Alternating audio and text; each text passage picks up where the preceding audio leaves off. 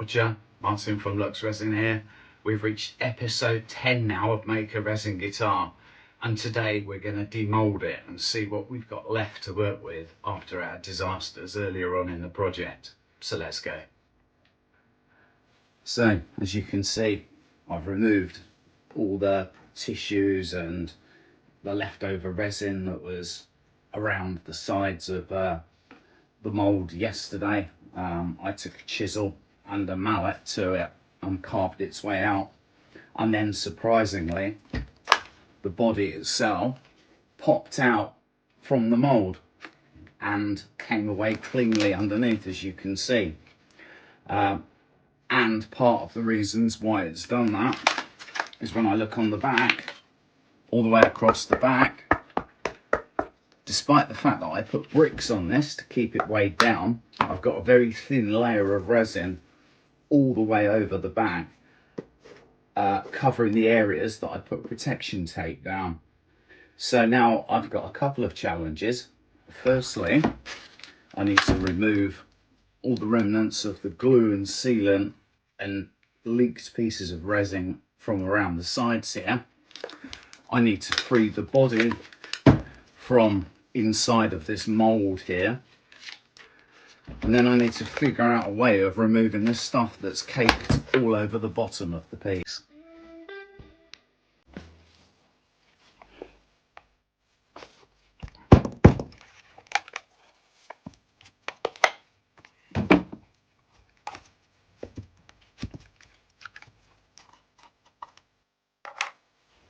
Okay, let's see how easy this comes away.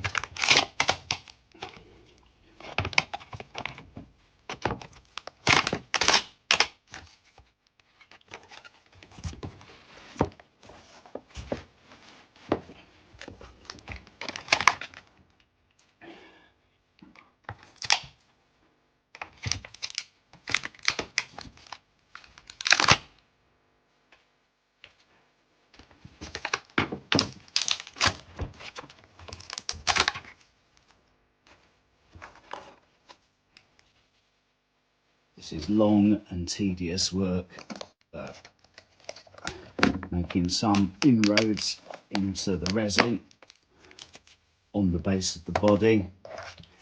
It's clearly not bonded to the tape, and that's the reason why I put the tape down, to make sure that any coat that got underneath didn't bond, and that's done exactly what we wanted it to do. But disappointingly, the outside PVC layer that we did actually treat with mold release tape, spray, is stuck absolutely firm.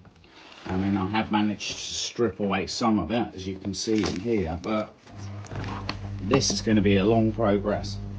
It's disappointing that things just aren't going to plan.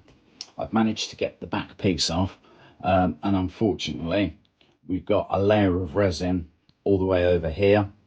It's encasing the tape, which is underneath it there, along here and along here. I've even got resin on the inside here, which is going to block the close of the cavity, and around here. And the PVC that we used on the frame has become melded into the resin on the outside. So I think I don't really have much choice. I'm going to have to take some power tools with it, and I have to understand that if I'm going to damage the finish underneath, I'm going to have to sand it down and restain it again. So it's one step forward and another 2 steps back. So we're back outside to make a mess, and I've got the router as my tool of choice to start off with, or router, and I've got a nylon wheel on here. It's not too aggressive, it's not going to remove too much material, but hopefully it's going to help me get rid of some of the gunk that's welded onto the body of this guitar. So looks like we've got a lot of the gunk off the back of the guitar. We've also got off a lot of the stain, but that doesn't matter. We've got some stain, we can deal with that. What we need now is something flat and level. The other thing I need to do as well, and you can still see some tape here, is buried in here is a bit of tape. And the reason why is that this is the upper section of the Stratocaster, and this section here is actually cut away in a bevel that runs along this line here. You can probably see a natural line there, and that's cut away so that it fits into the belly of the player. I'm going to have to remove a lot of material to get that bevel cut back, so I'll get cracking now.